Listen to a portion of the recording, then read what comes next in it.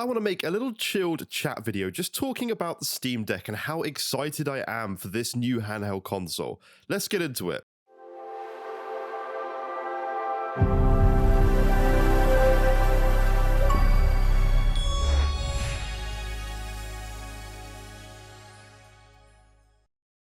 What is going on, guys? Welcome back to yet another brand new Major Ben video. I do hope you guys are having a fantastic day as always. Please do let me know if you like this type of content. Do leave a like if you enjoy it. Let me know in the comments down below, what I can do to improve my videos as always. And yeah, do subscribe if you are enjoying this type of content in the future. So yeah, let's talk about the Steam Deck, guys. I've actually got my pre-order of the 512GB version. Unfortunately, my expected order availability is not until after Q2 2022, so I'm not early on, unfortunately, even though I did get on there very early for my pre-order, so I'm not sure what happened there. But to be honest, I'm just excited for this system. I'm happy waiting. I know I'm going to get a ton of use out of it. I buy the majority of my games on PC now, whether it's through, them being on Game Pass and playing them that way, or I buy them on Steam. And I try to build up my Steam library as much as possible since this system has, been announced, because there's so many games that I'd like to take on the go. But let's just have a little talk about the Steam Deck. I just kind of wanted to make a video where I'm kind of just chilling and just talking to you guys about something that I'm really passionate and excited about. So just to say first, this footage you're seeing in the background of this video is Jedi Fallen Order running on my RTX 3080. Fantastic game. If any of you haven't played this game yet, please give it a go. It's absolutely glorious, especially in native 4K, which is what you're seeing it running at right now. So let's just go through the kind of the Steam article and stuff, or the Steam website, and just have a look at some little pinpoint bits. So we know that this system is running very similarly to what the next gen consoles are in terms of Zen 2 CPU cores with RDNA 2 in there, and it's very similar to the architecture that those systems are using. Obviously not on the same scale. This is a much lower powered system, obviously, even than the Series S. So but we'll talk a little bit about that more in the future. So your Steam library anywhere, once you've logged into your Steam Deck, your entire Steam library is there. It just shows up just like any other PC where you'd log into Steam. It's all there. So all the games you bought over these years are just there and ready to be played, because you've already obviously paid for all that stuff. So that's fantastic. Now I've got quite a few games on there already that I'm actually like dying to play, and some that I'm saving. For example, Monster Hunter, the game that was on Switch. I did not want to play that game in 30 FPS, so I've kind of saved that in my backlog to know that when when it comes out for the PC, or it's already out for PC, but when I get my Steam Deck, I know that it's something that I want to play straight away, because it's just the perfect kind of thing to take on the go with you wherever you are. You can just pull out and play those kind of games. So that's absolutely awesome. So the other thing I want to talk about briefly and touch on is the actual controls of this stuff. So Linus Tech Tips has made a ton of videos on this already. You can see that he's he's shown off this system. He's actually, got it in hand. So he has mentioned that the great thing about the system is you get, as he says, and I quote, a desktop class controller experience, which is so important for a handheld system, because if you look at the Switch and the Switch Lite, you get these very small analog sticks that have never been comfortable to use. I'm not saying this system is going to be the most comfortable thing in the world. There are some odd button placements on this system, as you guys will see when you look at it. But at the same time, the Switch, the analog buttons are so minuscule that going from something like an Xbox controller or a PlayStation controller or whatever, even the Pro controller on Switch, and then going back to the actual Joy-Cons, it's so uncomfortable, and the minor adjustments that you get because of how small they are very terrible. Like, you cannot slightly adjust things with that system because the analogs are so small.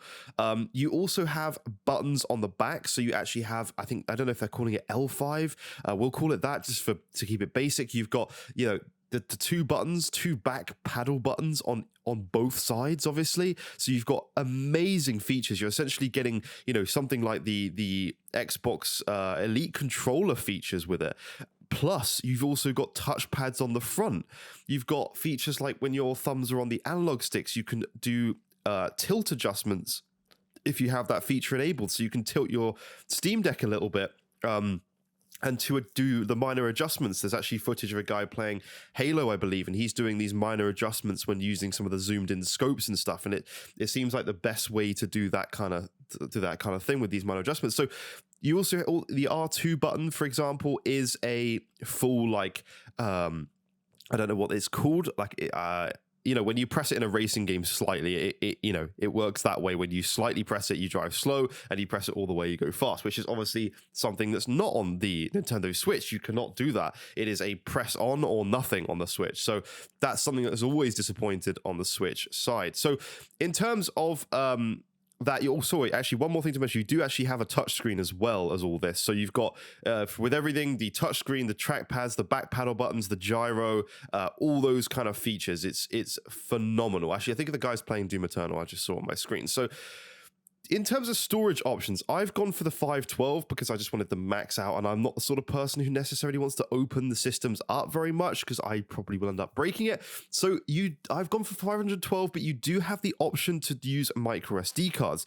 I have a 1 terabyte micro SD card in my Nintendo Switch, which I will be removing and putting in my Steam Deck because that is where I'm going to be playing handhelds all the time now. So that actually has been confirmed to work. Linus Tech Tips talked about that. He moved many of the games that he was allowed to test on the Steam Deck over to this micro SD card and found that the load times were increased, but by 15 seconds ish on average. So really not a huge amount of difference for the fact that you can put an SD card in there. And I will probably put some of my main games, like, I don't know, if I'm playing Doom Eternal or Jedi Fallen Order, I will put that on my actual SSD, and because I have such great Wi-Fi now, I can just download stuff to there, and anything that I'm not so bothered, like, I don't know, Hades or Dead Cells, I'll probably put on a micro SD card because those games are not so intensive with loading times. Another thing Linus mentioned is the hi-fi audio. He said that it's absolutely fantastic. You get a very wide soundstage, and he compared it to the early HTC smartphones when they had the Beats audio, obviously much better than that, but how they were front-facing speakers from each side of the Steam Deck. You have this audio soundstage that's put right in your face, and he just said it's absolutely brilliant. So that's great to hear. I do want to briefly touch on one thing that he did mention that was a negative, which was actually the rumble features. He did say that they were not great. In my opinion, it's really not a big feature for me. I don't really use rumble. In fact, the controller I use on PC quite often is my Scuff controller, which actually has rumbles permanently removed because I just prefer having a lighter controller, especially for competitive games if I do play those on controller, and I just not a big fan of rumble.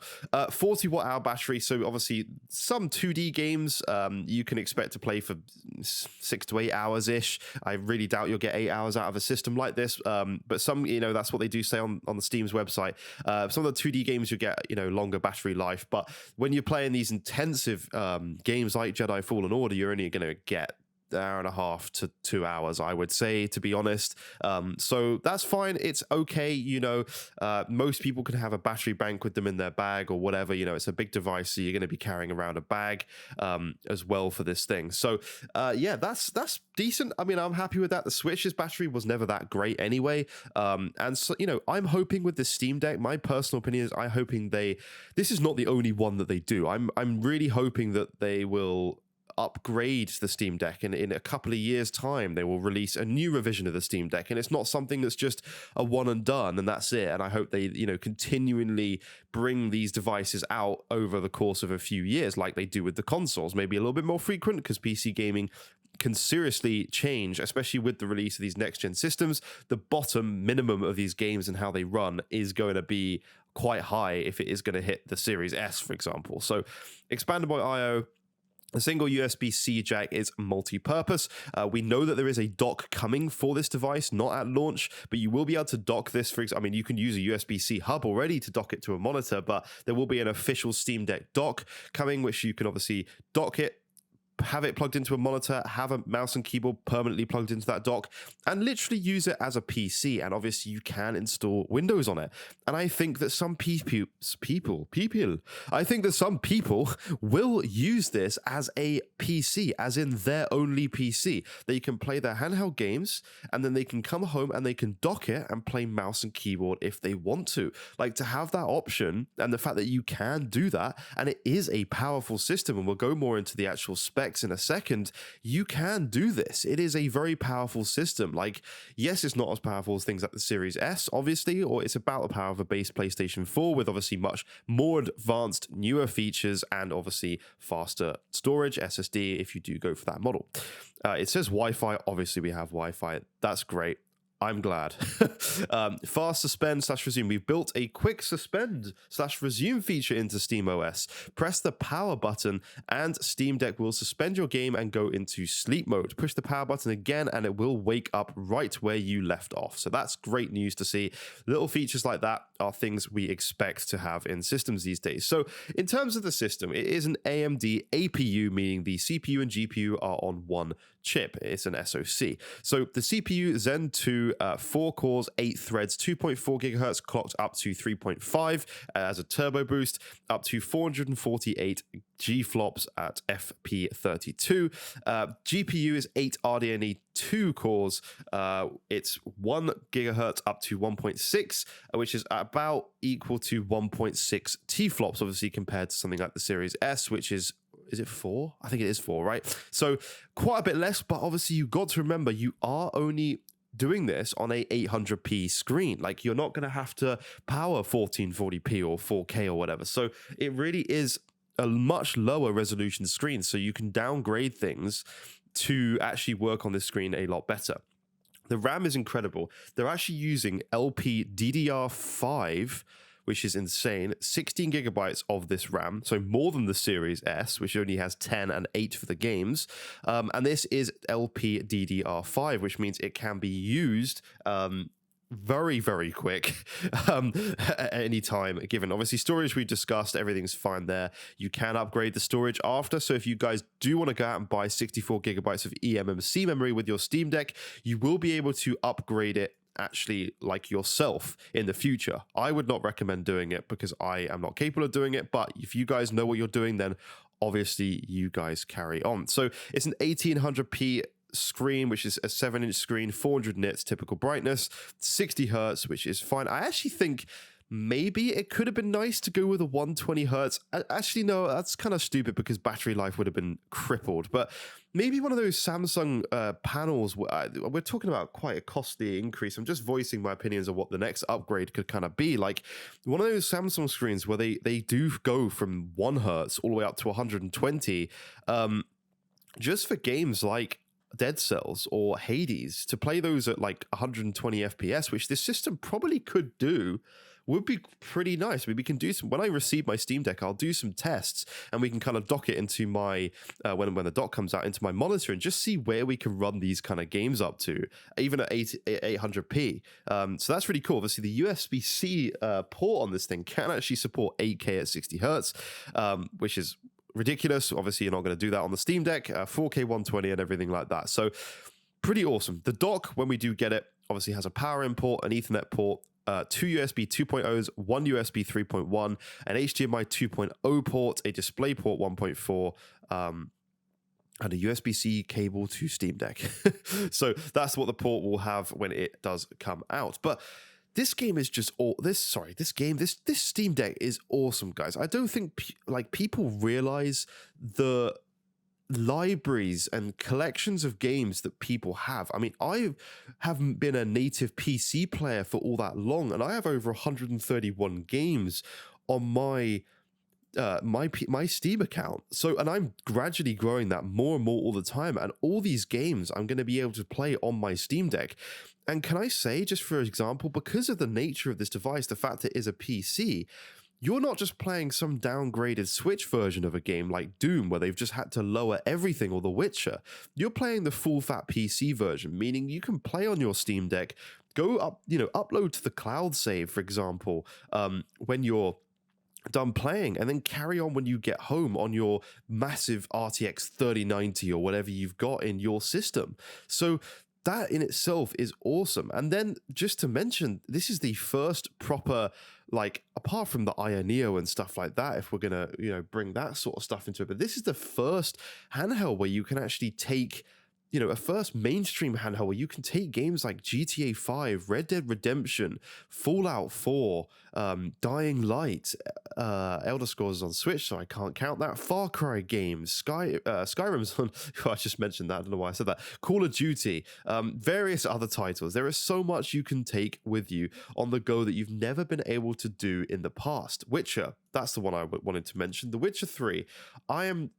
I've never played The Witcher. You guys are going to hate me for that. And everyone has raved about how fantastic The Witcher is. And I've kind of not ever touched it. And I did get it on Switch and I still didn't play it because I did try it there and it was just so awful. It was a watercolor looking game on the Switch, and I want to play it natively on PC. So I kind of held out since the announcement of the Steam Deck, and I thought, I'm just going to wait because that is going to be a massive game that I'm going to want to play, and I can play it between my PC when I'm at home, and I can play it, on my Steam Deck when I'm out as well. So it's just, with the cloud save features and everything like that, it's just phenomenal. So that's pretty much it for this video. I just wanted to talk about how hyped I am for this device, and I will be doing more news on this in the future when there's more to know about this thing. As people start getting hands-on with it, I might start reacting to some videos because I'm not going to get my Steam Deck, unfortunately, at launch, so I'm a little bit disappointed. But at the same time, I'm going to wait. I'm excited for it, and it's worth waiting for. So